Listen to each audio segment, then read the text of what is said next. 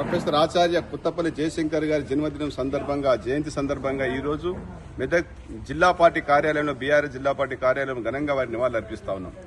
మరి నాటి వరంగల్ జిల్లా నేటి హనుమకొండ జిల్లా అయిన ఆత్మకూరు మండలం పెద్దాపూర్ గ్రామంలో జన్మించిన ప్రొఫెసర్ జయశంకర్ సార్ గారు యావత్ తెలంగాణ ప్రజలకు ఒక దిక్సూచిగా నిలబడ్డారు. ఆ జన్మాంత బ్రహ్మచారిగా ఉంటుంది.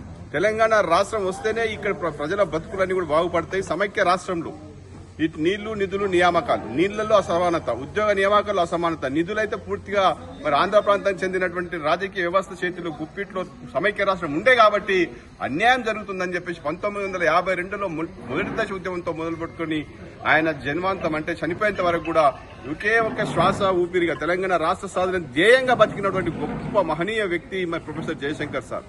నాడు మొదటి దశ పోరాటం కావచ్చు, మలి దశ పోరాటంలో కావచ్చు, లక్షలాది మంది విద్యార్థులు, లక్షలాది మంది మేధావులకు శిక్షణా తరగతులు పెట్టి తెలంగాణ జరుగుతున్న అన్యాయాన్ని, అసమానతలన్నిటి కూడా ఎప్పటికప్పుడు ప్రజల్లో నింపి జాగృతం చేసి మరి తెలంగాణ ఉద్యమాన్ని ఉర్రూతలూగించే దిశగా ప్రయత్నం చేశారు. మరి మధ్యలో చాలా ఉద్యమాలు వచ్చాయి. చెన్నారెడ్డి గారి హయాంలో కావచ్చు, మరి మాధవరెడ్డి గారి హయాంలో కావచ్చు, ఇంద్రారెడ్డి గారు కావచ్చు, తెలంగాణ కోసం ప్రయత్నం చేసినప్పటికీ కూడా కేవలం కేసీఆర్ గారితో మాత్రమే తెలంగాణ రాష్ట్రం సాధన అవుతుంది, ఆయన మాత్రమే తెలంగాణ తీసుకురాగలడని గట్టిగా నమ్మినటువంటి వ్యక్తి ప్రొఫెసర్ జయశంకర్ సార్.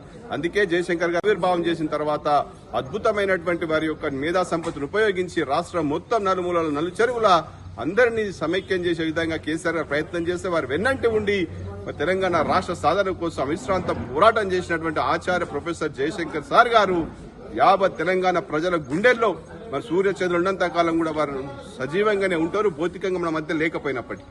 బాధాకరమైన విషయం ఏంటంటే తెలంగాణ రాష్ట్రం కల్లారా చూడాలని తపన వారిది.